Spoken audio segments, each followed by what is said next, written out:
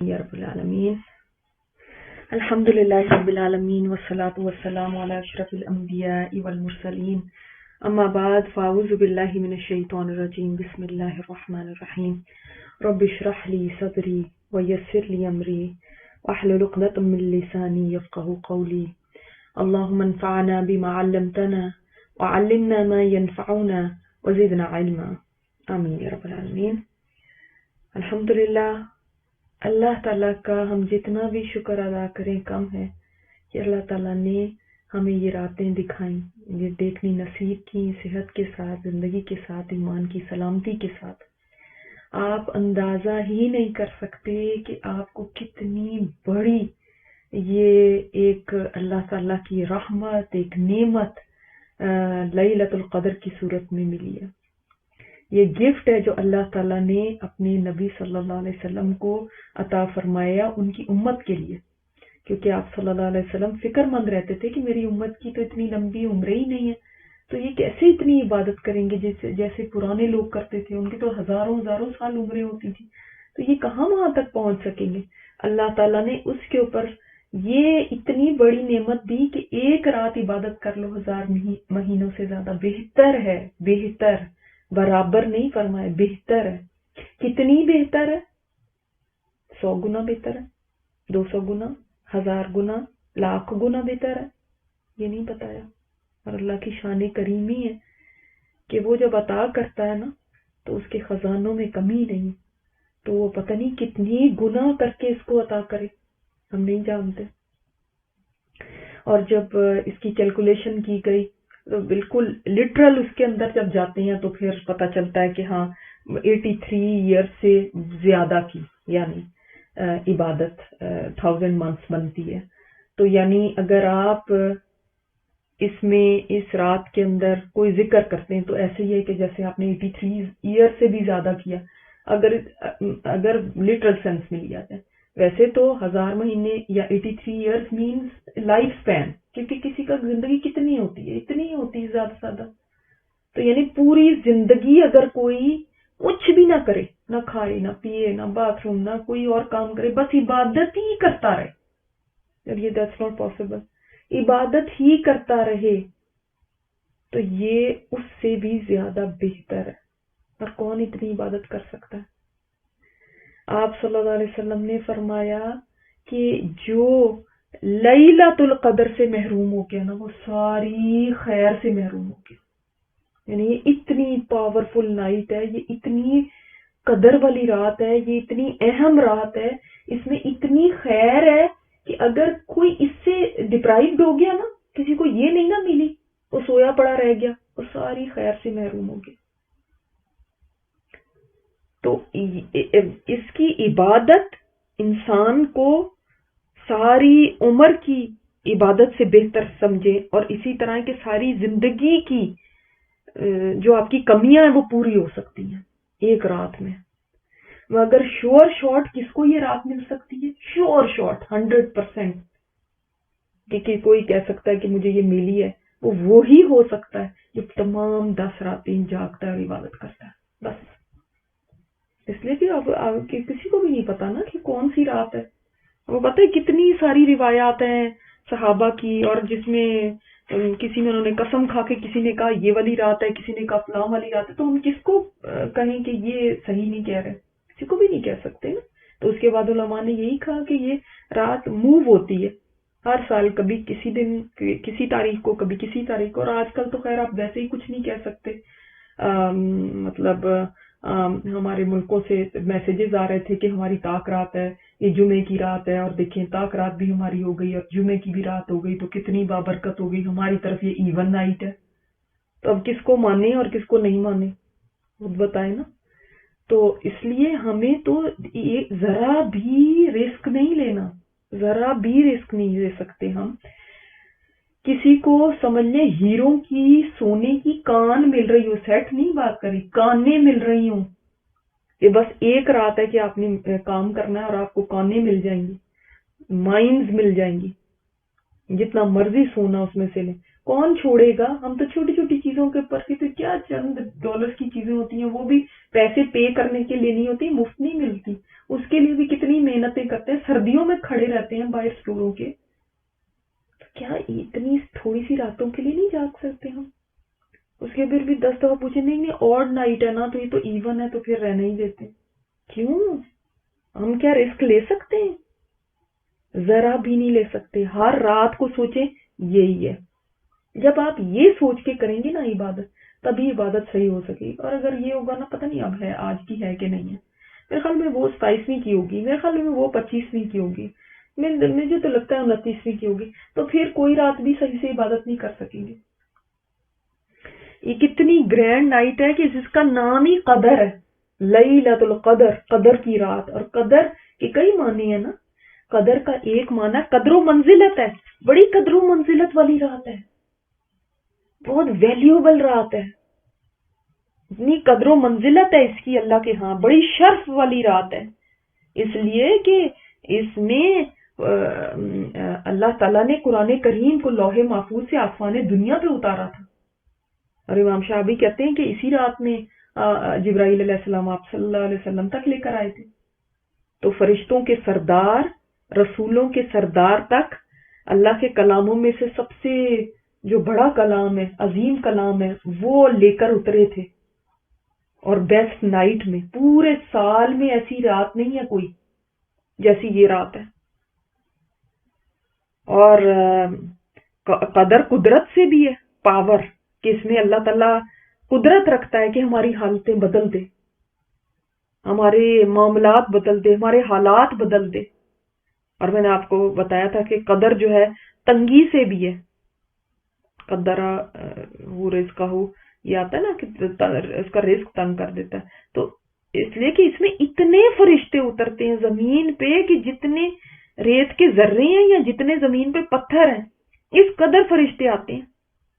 یعنی ایک تو پہلے بھی فرشتے ہوتے ہی ہیں زمین پہ جو ہماری حفاظت کے لیے, کرامن کاتبین ہیں, یہ ہے, لیکن یہ اسپیشل فرشتے ہیں, یہ ویسے نہیں سارا سال اترتے, اور اس قدر تعداد میں اترتے ہیں. اسی وجہ سے جب یہ اوپر جا رہے ہوتے ہیں, یہ رات ختم ہوتی ہے اور یہ اوپر کو جاتے ہیں آسمان کی طرف کو, تو سورج ڈل ہو جاتا ہے, کیونکہ اتنی ان کی روشنی اور اتنے ان کے جو پر ہیں اور جو ان کا نور ہے, اس سے یہ رات بڑی سلامتی والی رات ہے, یہ رات برکت والی رات ہے, یہ رات بہت خیر والی رات ہے, مغفرت والی رات ہے. اور سب سے بڑی ایک اور بات کہ قدر تقدیر سے بھی ہے, کہ اس رات میں اللہ تعالیٰ جو کام, جو احکامات دینے ہیں فرشتوں کو, وہ اس رات میں دے دیتے ہیں. لوح محفوظ سے اٹھا کے ان کو فرشتوں کے حوالے کر دیا جاتا ہے کہ سال بھر میں ان چیزوں کو ایگزیکیوٹ کیا جائے گا, یہ عمل میں لائی جائیں گی کہ فلاں فلاں کام کرنے ہیں فلاں فلاں شخص کے متعلق. یعنی ساری لسٹ فرشتوں کے حوالے کر دی جاتی ہے لوگوں کی کہ ان کے ساتھ یہ ہونا ہے, جس میں کیا کیا چیزیں ہیں. کسی نے پیدا ہونا ہے اس کا, کسی نے مرنا ہے اس کا. آپ دیکھیں کئی لوگ ایسے ہم نے سنے کہ رمضان شروع ہونے سے کچھ دن پہلے فوت ہو گئے, تو پچھلی لیلۃ القدر میں ان کا آ گیا ہوگا کہ یہ ان کو بس اگلی لیلۃ القدر نہیں نصیب ہوگی. پھر اسی طرح کس کی شادی ہونی ہے, کس نے حج پہ جانا ہے, کس کو کتنا رزق ملنا ہے. تو ابن عباس نے سورہ دخان میں بھی لیلۃ القدر کا ذکر آتا ہے نا سٹارٹ میں, تو اس کی تفسیر میں ابن عباس فرماتے ہیں کہ لیلۃ القدر میں لوح محفوظ سے ان ساری چیزوں کو نقل کیا جاتا ہے جو اس سال میں ہونے والی ہے. اتنا رزق دیا جائے, فلاں مرے گا, فلاں پیدا ہوگا, اتنی بارش ہوگی, حتیٰ کہ یہ بھی نقل کیا جاتا ہے اس سال فلاں فلاں شخص حج کو جائے گا. اور پھر فرماتے ہیں کہ تم آدمی کو دیکھو گے وہ بازاروں میں چل پھر رہا ہے, لیکن اس کا نام اس سال کے مردوں میں لکھا جا چکا ہے. تو سارے سال کی بھلائی برائی, روزی موت, تکلیفیں, یہ ساری چیزیں سال بھر کی دے دی جاتی, یعنی فیصلے ان کے حوالے کر دیے جاتے ہیں. تو اس لیے اس رات کو ہم بالکل کسی صورت میں بھی ایسے نہیں کر سکتے کہ ہم گنوا دیں. ہم اس رات کو اللہ نے اتنی بڑی اس کو قدر منزلت دی ہے تو ہم کیسے سو سکتے ہیں ان راتوں میں؟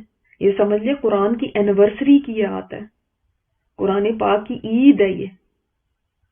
تو اس کا پتہ بھی اسی لیے نہیں بتایا گیا کہ کون سی اسپیسیفک رات ہے، کہ اگر بتا دیا جاتا اور پھر کوئی اس رات میں نہ جا کے عبادت کرتا نا تو یہ پھر گناہ لکھا جاتا کہ دیکھیں کتنا اس نے ڈس ریسپیکٹ کیا اس رات کو. اب تو کسی کو پتہ ہی نہیں ہے نا، تو اس لیے ٹھیک ہے، ایک بینیفٹ آف ڈاؤٹ ہو جاتا ہے. لیکن اگر پتہ ہوتا اور پھر نہ اس کی قدر کرتے تو بہت گناہ کی بات تھی. اور یہ رات کب سے سٹارٹ ہوتی ہے؟ مغرب کے بعد سے. تو مغرب میں ہی آپ نے افطار کر رہے ہیں، اس وقت ہی سوچ لیں کہ جو ہے نا ان میں سے کوئی بھی رات ہو سکتی ہے.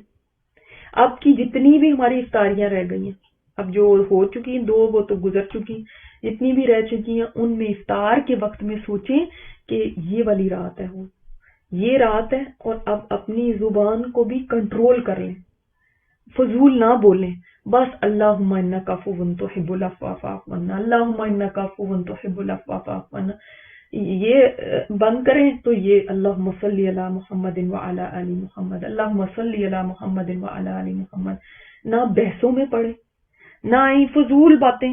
چلو کوئی برائی نہیں آپ کر رہے، بس باتیں کیے جا رہے ہیں، اس کی ضرورت ہی نہیں ہے. اور یہ کب تک رہتی ہے؟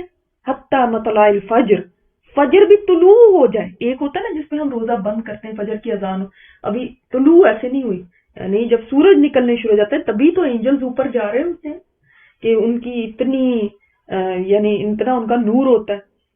تو یہ دیکھ لیں کہ جبرائیل علیہ السلام اترتے ہیں. سبحان اللہ، جبرائیل علیہ السلام پتہ ہے کہاں سے اترتے ہیں؟ تو یہ کوئی معمولی بات ہے؟ سدرۃ المنتہا پہ ان کا مقام، وہاں سے آتے ہیں. تو ہم پڑے سوئے رہے، ہمیں کوئی پرواہ ہی نہیں. اب آپ کیا جانے، پتہ نہیں شاید یہی آڈ نائٹ ہو، ہمیں کیا پتا. کوئی کیلکولیشن کرتا ہے، کوئی کچھ بولتا ہے، کوئی کچھ کہتا ہے. ہم نہیں رسک لے سکتے. اور جو انسان یہ چاہتا ہے کہ مجھے بس ملے، وہ تھوڑا سی ہمت کرے اس کو پانے کے لیے. اور دیکھیں ظاہر ہے رات تو ایک ہی ہوگی نا، لیکن باقی جو 9 راتوں کا اجر ہے وہ آپ کتنا پائیں گے؟ یہ مہینہ ہی کہا گیا مبارک ہے، رمضان المبارک. کیوں کہتے ہیں مبارک کا مطلب کیا؟ اس میں اتنی خیر ہے کہ اللہ تعالیٰ کتنے ٹائمز ملٹیپلائی کر دیتے ہیں نیکی کو، نیکی کا اجر بڑھ جاتا ہے. آلریڈی مہینہ مبارک ہے، اوپر سے اس رات کو بھی کہا گیا یہ مبارک ہے. مبارک مہینے میں مبارک رات، تو اس کی اجر سوچیں کتنا بڑھ جائے گا عبادت کا. اور باقی دنوں میں جو آپ نے کی وہ ویسٹ نہیں ہے، وہ باقی راتوں کی بھی ایسے نہیں کہ اس کا کیا فائدہ ہوا، نہیں، وہ بھی مبارک مہینے میں تو ہے نا. اس ایک تو حدیث میں یہ بھی آتا ہے کہ اس کو رمضان کی آخری ہفتے، آخری 7 دنوں میں تلاش کرو، ایک یہ بھی حدیث ہے. تو اب یہ 7 دن شروع ہونے لگے. اب آپ ظاہر ہے پھر کس چیز کو کہیں گے، کون سی اور دیکھیں گے، یہ 7 دیکھیں گے، کون سی دیکھیں گے پھر؟ تو اس لیے ہمت کرنی ہے. ان راتوں میں سب سے زیادہ 2 چیزیں کرنی ہے، دعا اور نوافل. ٹھیک ہے، نوافل سے تھک جائیں پھر بیٹھیں، پھر دعائیں کریں، ذکر کریں، پھر اس کے بعد کھڑے ہو جائیں، پھر تھوڑا پڑھ لیں. ظاہر ہے کنٹینیوسلی انسان پوری رات نہیں پڑھ سکتا. ہمارے پاس تو دیکھیں کتنا اچھا وہ ہے کہ ہماری راتیں ہی بہت چھوٹی سی ہیں، اتنی پتہ ہی نہیں چلتا رات کا. تو آپ تھوڑا سا نفل پڑھتے ہیں، پھر بیٹھ گئے، پھر آپ نے تھوڑا ذکر کیا، پھر دعائیں کی. یاد رکھیے دعا صرف آپ اپنی ضرورت پوری کرنے کے لیے نہیں مانگتے، دعا اٹ سیلف عبادت بھی ہے. تو آپ جتنی دیر دعائیں کر رہے ہیں آپ عبادت ہی کر رہے ہیں. اس لیے وہ لوگ پریشان نہ ہوں جو کہ آج کل پیریڈز میں ہیں، وہ اب ہم کیسے، کچھ آپ نے صرف نفل ہی پڑھنے کیا. اللہ کو پتا ہے کہ آپ کے ساتھ یہ مجبوری ہے، آپ دعائیں کرتی رہیں، ذکر کرتی رہیں، درود شریف پڑھتی رہیں. یہ والی دعا تو کر ہی سکتے ہیں نا جو اس اشرے کی ہے. تو یہ رات ہے جس میں آپ ہوں، آپ کا رب ہو اور آپ کے آنسو ہوں، بس دیٹس اٹ. اور اللہ کے آگے اپنا دل کھول کے رکھ دیں.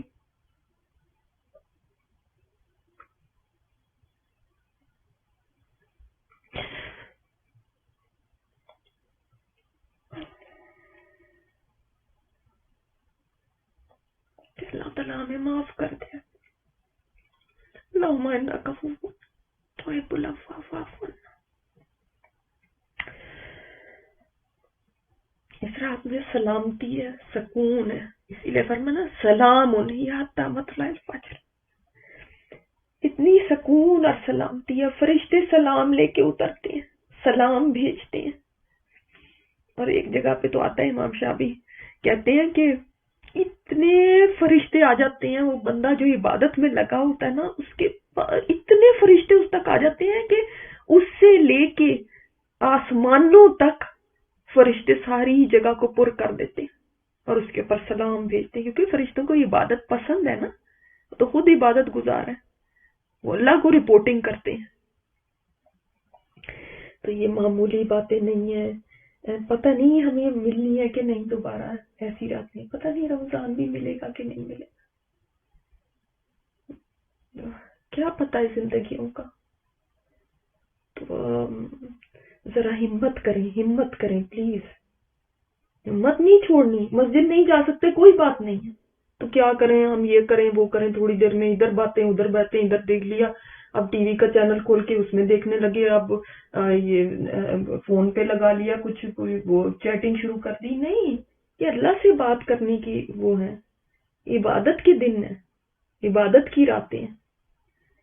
تو اس لیے کمر کس لیں بس. آپ صلی اللہ علیہ وسلم ان راتوں میں پوری رات جا کے عبادت کیا کرتے تھے، کمر کس لیتے تھے، اپنے گھر والوں کو بھی جگاتے تھے. تو جس کے دیکھیں اللہ تعالیٰ یہ دے دے گا تو سمجھ لیں اس کے ساتھ اللہ نے بڑی خیر کر دی، کیونکہ یہ راتیں خیر کی ہیں نا، اور یہ خاص طور پہ یہ والی رات تو خیر کی ہے. بس اللہ تعالیٰ ہمیں نصیب فرما دینا، لیلۃ القدر کی عبادت نصیب فرما دینا. یا اللہ ہمارے گھر بھی ان گھروں میں شامل کر دینا جن میں فرشتے اترے ہیں. یا اللہ جبرائیل علیہ السلام ہمارے گھروں میں بھی آئے اور دوسرے فرشتوں کے ساتھ. یا اللہ تعالیٰ ہمارے گھروں کو اس قابل بنا، ہمیں اس قابل بنا کہ وہ ہمارے پر سلام بھیجیں. گے اسپیشل گیسٹ آ رہے ہیں، اپنے بچوں کو بھی بتائیں، بچے بہت ایکسائٹیڈ ہو جاتے ہیں اس بات سے کہ اچھا ہمارے گھر کوئی آ رہا ہے، تو ان کو بھی اس خوشی میں شامل کیجیے.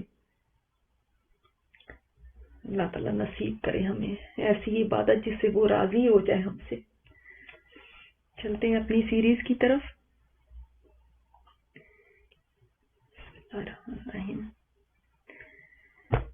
میں چلتا چلا جا رہا تھا اور سوچ رہا تھا کیا الگ ہی دنیا ہے یہ. چلتے چلتے خوبصورت کتبے پہ میری نظر پڑی. کسی نے بڑی نفیس خطاطی سے لکھا ہوا تھا، سائرہ بیگم، 1970 سے 2005 تک.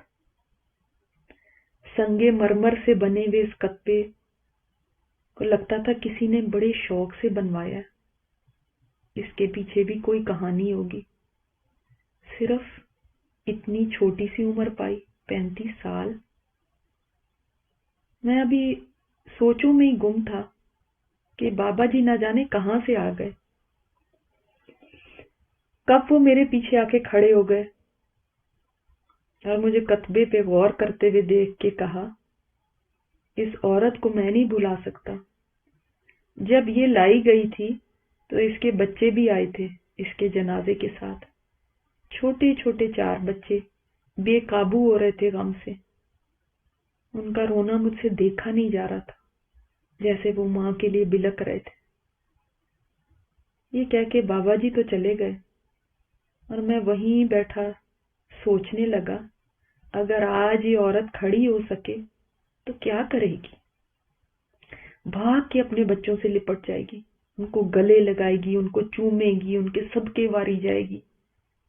مگر یہ بیچاری اب کیا کر سکتی ہے، کتنی تڑپتی ہوگی اپنی اولاد کے لیے. اب اس کے بچے کتنے بڑے ہو گئے ہوں گے.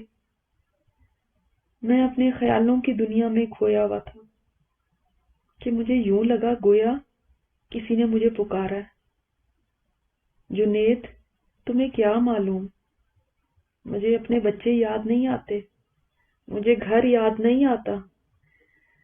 میں جب سے یہاں آئی ہوں سب کچھ بھول گیا، سب فکریں ختم ہو گئی ہیں، بس ایک ہی فکر رہ گئی ہے،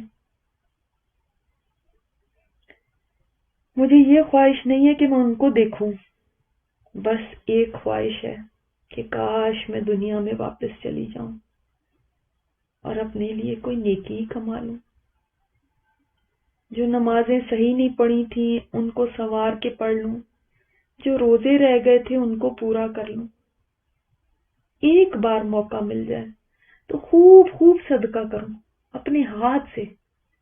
وہ سب جو میں نے جوڑ جوڑ کے رکھا ہوا تھا وہ سب تو وہیں رہ گیا، کچھ بھی یہاں میرے کام نہیں آ رہا۔ بہت دل کرتا ہے کاش میں صرف ایک بار بس کسی طرح واپس چلی جاؤں تو ایک تسبیح سبحان اللہ کی کر لوں، ایک دفعہ بس میں سجدہ کر لوں۔ زمین پہ ماتھا ٹیکنے کی کیا لذت ہے، اب سمجھ آ رہا ہے۔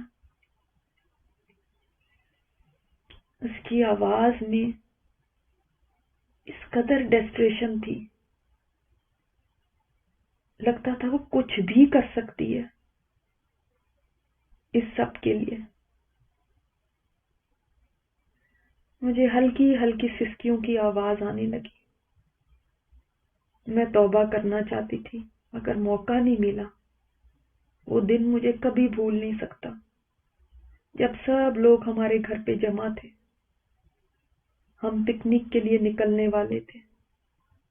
میں نے خوب کھانے بنائے ہوئے تھے، گرمیوں کی چھٹیاں تھی، ساری فیملی ویکیشن پہ آئی ہوئی تھی۔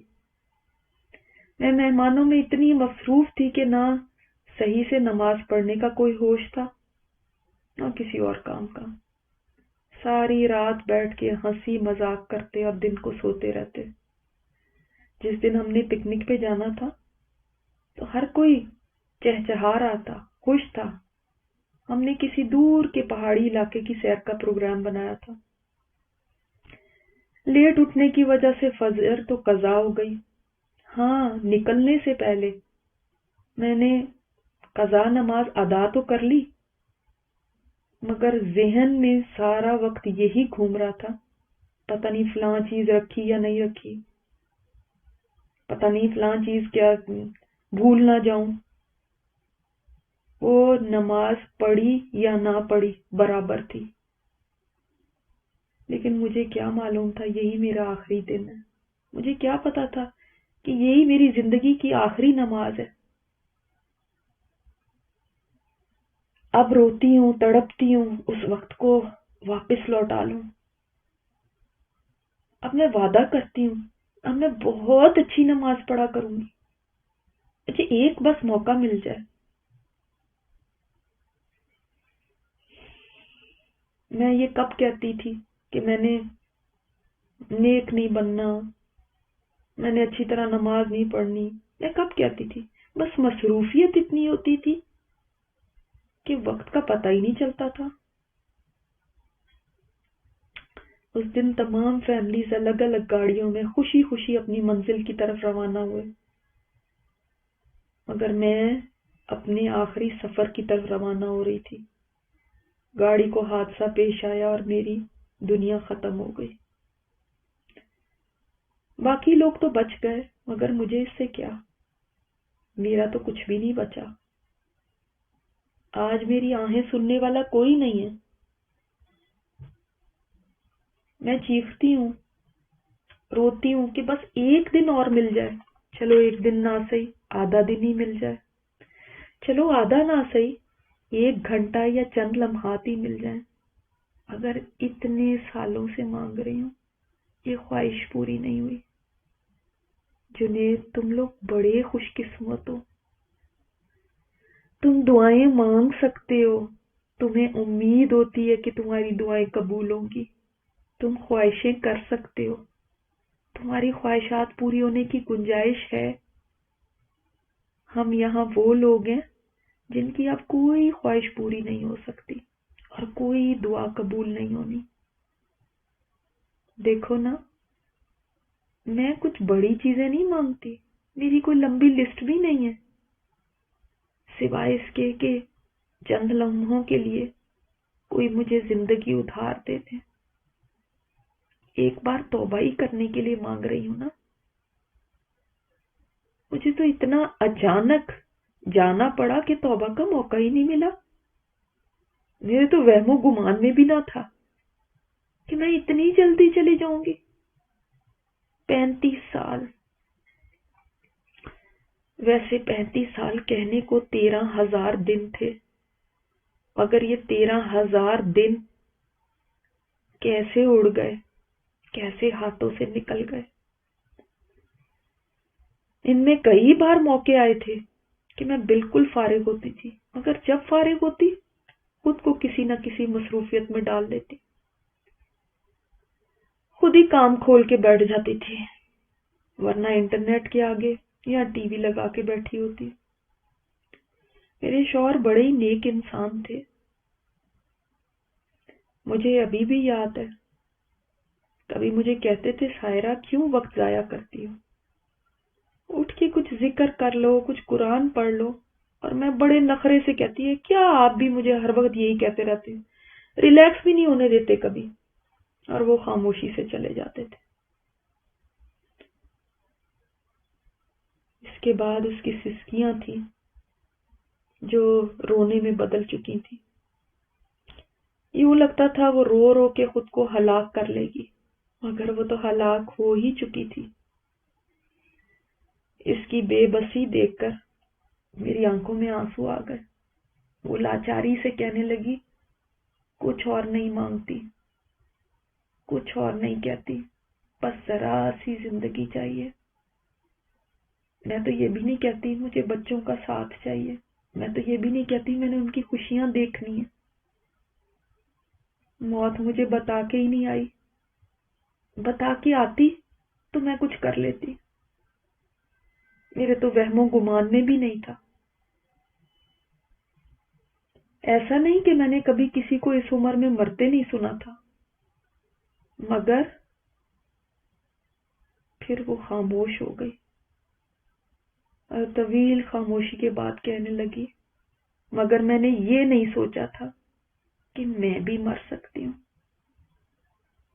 جنید تم لوگ روزہ کھولتے ہوئے دعائیں کرتے ہوگے، روزے بھی رکھتے ہوگے، تم کتنے خوش قسمت ہو، تم کتنے خوش قسمت ہو، تم 2 رکعت نماز پڑھ سکتے ہو. تمہارے سامنے کتنے سارے موقع ہیں. تم جب چاہو سبحان اللہ کہہ دو، تم جب چاہو الحمدللہ کہہ لو، تم جب چاہو اللہ اکبر کہتے رہو، چاہے سارا دن اللہ کا ذکر کرتے رہو. کتنی بڑی دولت ہے تمہارے پاس. دیکھو آج میں ایک بار بھی کہوں تو اس سے کوئی فرق نہیں پڑے گا، 100 بار کہوں تب بھی میرے میزان میں ذرا برابر بھی فرق نہیں آئے گا. میں کچھ بھی کر لوں، کچھ بھی کہہ لوں، میرا نامہ اعمال بند ہو چکا ہے. جنید یہ خزانہ ہے جو تمہارے پاس ہے، تم نہیں قدر جانتے اس کی. تمہیں پتہ ہی نہیں ہے کہ جب یہ دولت چھن جاتی ہے تو پھر آپ ترستے ہو اس کے ایک لمحے کے لیے، سال ہا سال کے لیے نہیں، پوری تسبیح کرنے کے لیے نہیں، ایک سبحان اللہ کے لیے، پوری نماز پڑھنے کے لیے نہیں، صرف ایک سجدے کے لیے آپ ترستے ہو. آپ مانگتے ہو ایک لمحہ کہ کہیں سے آپ کو مل جائے. دیکھو اب ساری فکریں ختم ہو گئی، نہ کسی کے اسکول جانے کی فکر، نہ کسی پڑھائی کی فکر، نہ کسی کی بیماری کی فکر، نہ کسی کے جینے کی اور نہ کسی کے مرنے کی، نہ کسی کے شادی بیاہ کی، نہ کسی کے آنے کی، نہ جانے کی، نہ مہمانوں کی. سب فکریں بس ایک فکر بن گئی ہیں، اور وہ ہے کوئی نیکی کہیں سے لے آؤں. تجھے یہ زندگی ڈھونڈ کے لاؤں کہاں سے. میرا دل اس کی باتوں سے گویا پھٹنے لگا تھا. یوں لگتا تھا اس کا رونا کبھی بند نہیں ہوگا. مگر اس کے آنسوؤں کی آج کوئی حیثیت نہیں تھی. اس کے آنسو اس کی بخشش کا ذریعہ نہیں بن سکتے تھے. اس کی آہیں اس کو نجات نہیں دلا سکتی تھی. اس کی فریادیں اس کے مقام بلند نہیں کر سکتی تھی. اس کا مسئلہ ایسا تھا جس کا کوئی سرا نہیں تھا. میرے پاس الفاظ ہی نہیں تھے اس کی تسلی دینے کے. اس کی بیچارگی پہ مجھے رحم آ رہا تھا مگر میں کچھ نہیں کر سکتا تھا کیونکہ اس کے درد کی کوئی دوائی نہیں تھی. میں اٹھ کے کھڑا ہو گیا اور بوجھل قدموں سے چلنے لگا. میرا جی چاہ رہا تھا میں چیخ چیخ کے کہوں، لوگوں اس وقت کے لیے کچھ بنا لو. لوگوں تمہارے پاس زندگی کی شکل میں بہت بڑا خزانہ ہے. لوگوں اس کو ضائع نہ کرو. میں کیسے سمجھاؤں؟ میری کون سنے گا؟ کسی سے بھی کہوں گا تو کہے گا دیوانہ ہو گیا، پاگل ہو گیا، فنیٹک ہو گیا. خدا کی قسم میں دیوانہ نہیں ہوں. ہاں تم لوگ اپنے ہوش ضرور کھو بیٹھے ہو. میں نے اپنی عقل نہیں کھوئی. عقل تو تمہاری ماری گئی. جس دن تم یہاں آؤ گے تب ہوش آئے گا، لیکن تب دیر ہو چکی ہوگی، کیونکہ تب پھر نہ ختم ہونے والا رونا ہوگا.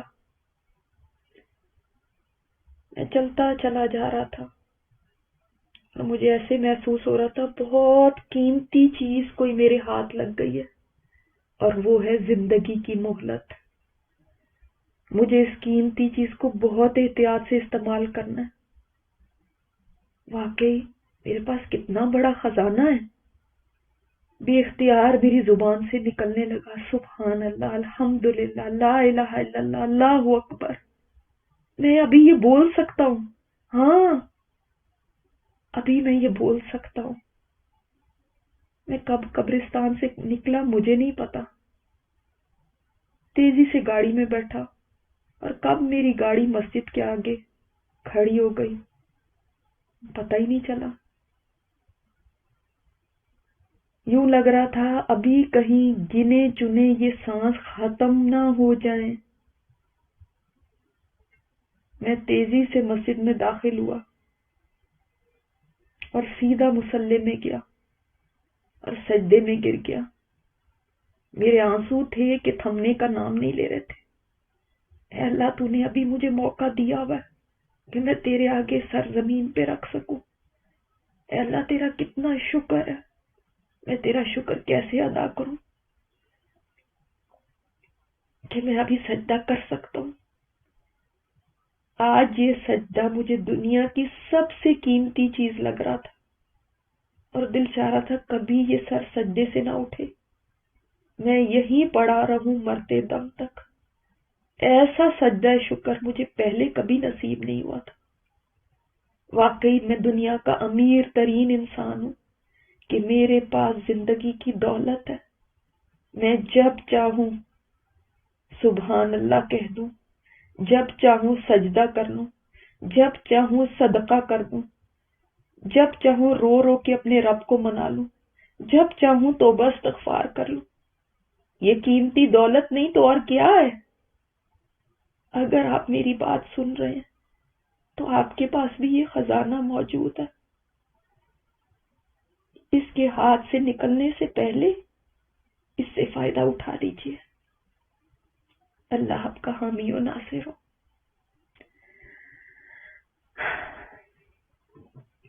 اللہ اکبر. یہاں تک آج ہماری دوسری قسط مکمل ہوئی. آج جمعہ کا دن ہے، درود شریف کا دن ہے. اس میں کوشش کیجیے گا خوب خوب درود شریف پڑھیں اور آج کی اس قسط کو یاد کر کے پڑھیے گا کہ آپ کے پاس کتنی بڑی دولت ہے. کتنا بھی زبان کو چلائیں گی یہ تھکے گی تھوڑی. کیوں نہ اس کو اللہ کے ذکر میں مصروف کر لیں. ایک سجدہ شکر آج کریے گا کہ اللہ شکر ہے آج سجدہ کر سکتی ہوں تجھے. اللہ تعالیٰ ہمیں توفیق دے کہ ہم وہ نیکیاں کر سکیں جو ہماری آخرت کے لیے توشہ بن جائے، جن سے ہماری بخشش ہو جائے اور جن سے اللہ تعالیٰ ہم سے راضی ہو جائے.